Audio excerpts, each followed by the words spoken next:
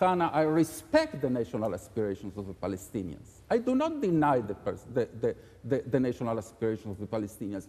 Because I respect them, I understand them so well, I fear them so much. You know, a delineation mark, a delineation mark or a fence has two shortcomings.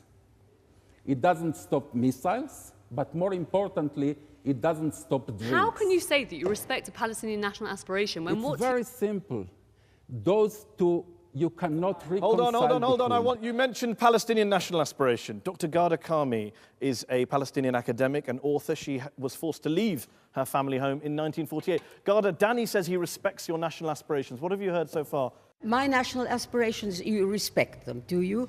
I see. Well, the way you would respect them is by getting out of my land. That would be the best illustration of how much you respect my national aspirations. I find you fascinating, Mr. Dayan. I really do.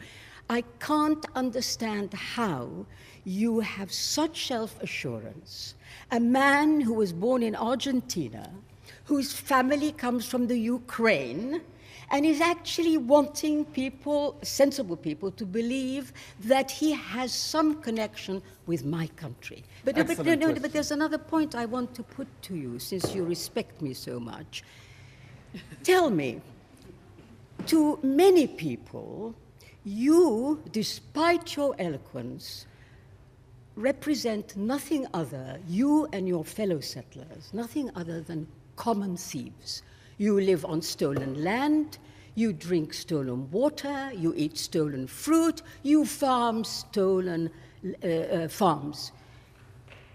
Convince me, I will, and the audience and the viewers, that you are not, you and your settler friends are not common thieves.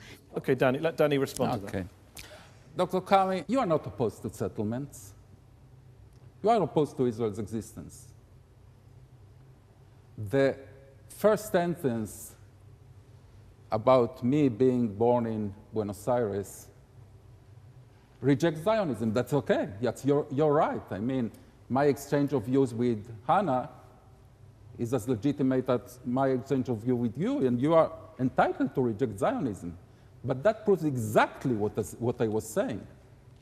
There are two national movements that completely contradict each other.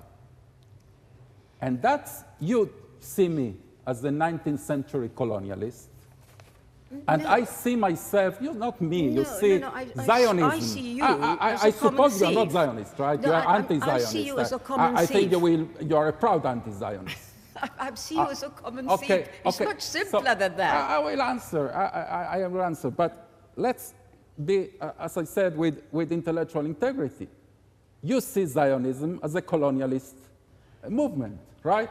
Me and millions of other people. So my discussion with you proves exactly the point I am trying to make. Dani, do you not see settlements at all as a colonial project? No, not at all. Not colonial at all? No, they are exactly as colonial as Israel. If Dr. Karmi sees Israel as a colonialist project, then settlements are a colonialist project. And what about the point about... If Tel Aviv is not a colonialist project, then Ma'ale Shomron is not a colonialist project.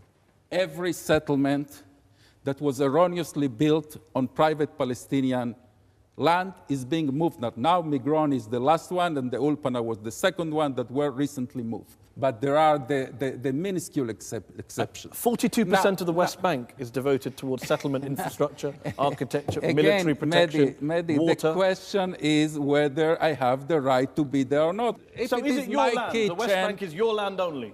No. Is it shared land? I'm trying to get to the bottom of what your view is. I think that, I don't think it's so complicated to understand it.